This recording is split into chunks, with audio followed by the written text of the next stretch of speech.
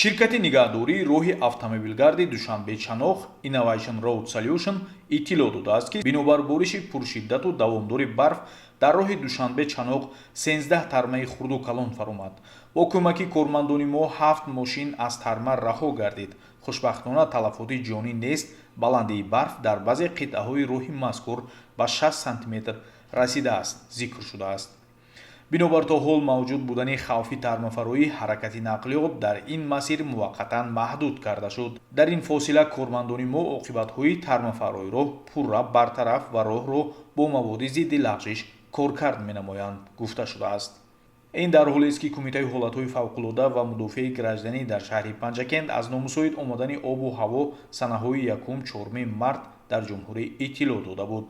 зикр шудааст, ки бо сабаби ба амал омадани боришот дар рӯзҳои 1 то 4 марти соли ҷорӣ дар минтақаҳои кӯҳии ноҳияҳои вилояти Суғд хавфи сар задани зуҳуроти тарма боқӣ мемонад.